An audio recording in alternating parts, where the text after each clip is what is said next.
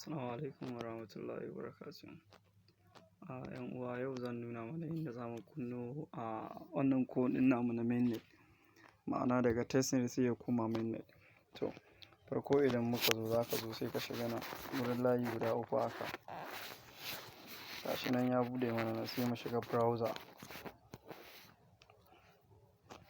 Na'am, daga browser ga guri nan da aka sa ɗigo guda uku a ƙasa, sai mu taɓa. Ga guri suka ce switch network, za mu kunna kenan. To kun gani yanzu yana kone, amma gashi a test, kowa zai gana shi a nan test. To me ya kamata mu yi? Sai ka taɓa nan add a network. Gashi nan na taɓa. Yauwa, ga guri da suka ce custom network, ma'ana ka ɗaura a wa'innan, tunda wannan ba wanda zan sa a ciki, to sai mu je mu ɗaura namu.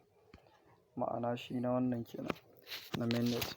Yauwa, ga guri nan da suka ce mu sa network, ma'ana sunan network ɗin da za mu ɗaura, sai mu ce ko. Sai mu ce ko. Haka ba, ko. Da new PR, menene PRC network, sai ka zo, sai ka sa haka. Gashi nan, https, sai wannan .//rpc.co.org. Nan sai suka ce kocin zai zama 1116 ne nasu. Gashi nan kuna gani symbol, sai mu sa symbol, shi ma zai zama optional ne, amma za ka iya sawa. Misali, kuna gani optional ne, amma kawai sai ka sa ko.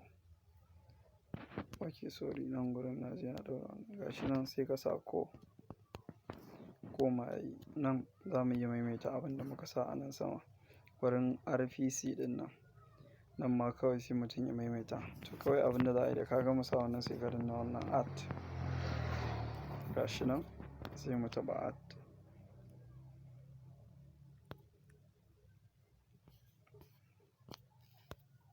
Yauwa, to kun ga ya kawo mu, to kai ma nan zai kawo ka.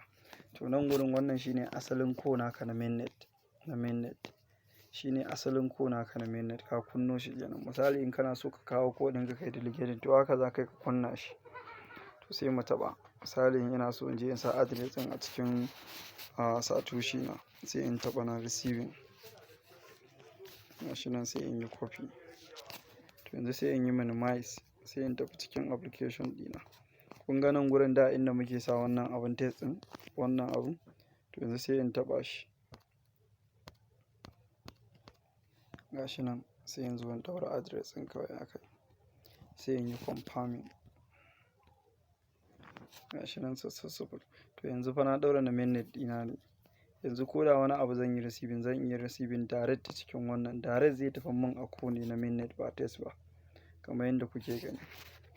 Yauwa, to wannan shine yadda za ka kunna, ka fito da ko ɗinka na asali, ka cire shi a Tesnet. Yauwa, assalamu alaikum warahmatullahi wabarakatuh.